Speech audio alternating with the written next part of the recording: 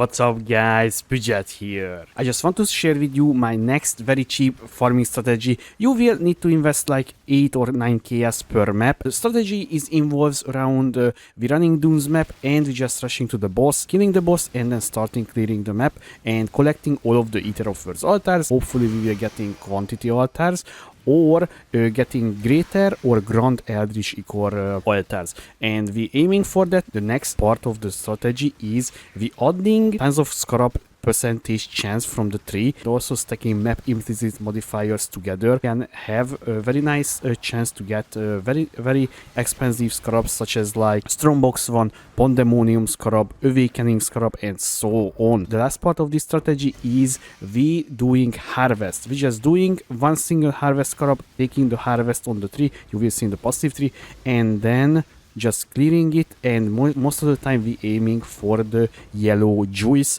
not the other ones. If that is not presented, then you will just take the purple one. If that is not, then the blue one. And this is how I prioritizing, because the yellow juice will soon go up in price, because you know majority of the people starting using for gamble cards and for the craftings and so on. The Atlas passivity looks like this. I just want to highlight the most important part of this tree, and let's start with the first, the map explicit modifiers, as you can see here. And if you clicking on this, we will see majority of them I took. Only exception is this one, the invasive adversaries, because I feel like this is not doing anything, so it's not really worth to take it.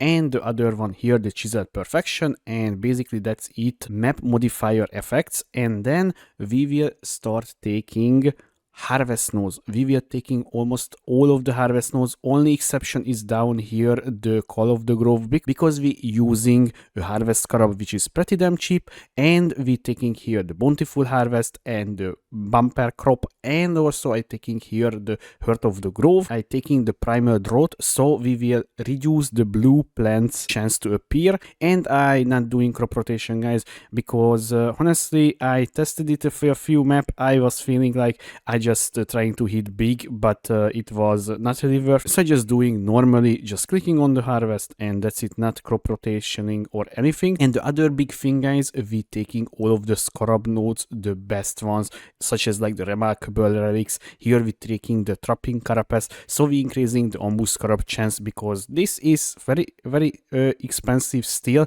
and it will go up even in price in my opinion. And all of this, if you looking at the tree, it looks like very weird, but it's correct. We taking all of the scarab drop chance nodes here, and 4% nodes here. So this is how we doing it. And also here the skittering swarms as well, and up here the amplified artifacts. Honestly, I don't think this is worth, but you know, you never know. So yeah.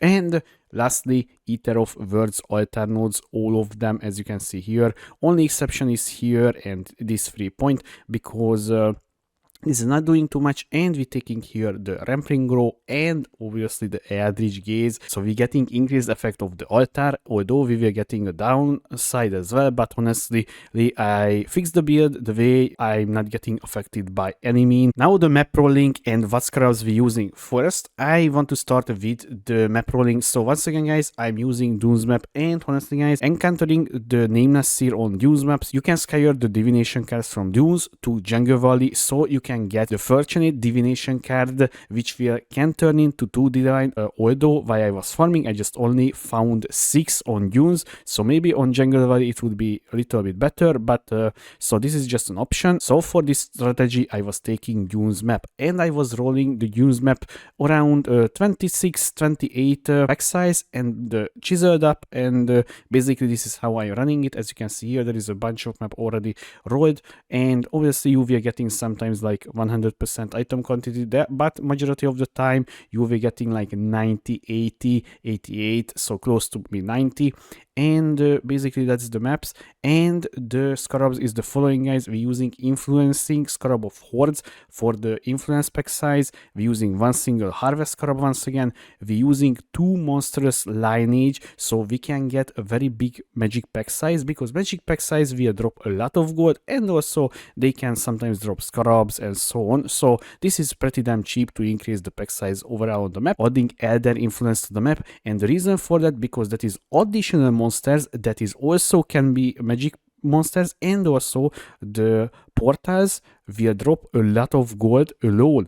So we not only just gathering currency and harvest juice, we also gathering gold as well, because as you can see here I have 1.4 million gold, which is pretty damn nice in my opinion. So you can just spend this one on, you know, on Festus or just on your Kingsmark town. And the map device craft, I just using the 8% quantity, because there is nothing else on the device that I can really use it. So I just taking 8% quantity and basically calling the day. Let's take a look on the profit and what we got. So by the way guys, I ran 25 map precisely. So keep in mind all of this stuff that you see here I'm got from 25 maps, and including some lucky drop and some lucky occurrence as well, because sometimes when you're entering in the harvest there is a chance there is a boss and the boss is dropping double amount of yellow juice. So it's not I would say uncommon occurrence when you getting like 2k just one of the life forces out of a map. So keeping this in mind, and once again guys, there is a lot of luck factor as well, how much you know, rare monsters you getting on the harvest and what getting duplicated and what not. So keeping this in mind, but even if you getting the mostly unluckiest roll, you will making back your investment and almost half a divine on average, or even more per map, which is pretty damn good in my opinion. Now let's talk about the juice. So you can see here we dropped 7.8k blue juice, 22k yellow juice, and 10k purple juice. Now I was focusing on the yellow juice guys once again, because this will go up in price in following this, I feel like. And also if you just starting farming, you can maybe save up right now and then deciding later to sell it much more profit.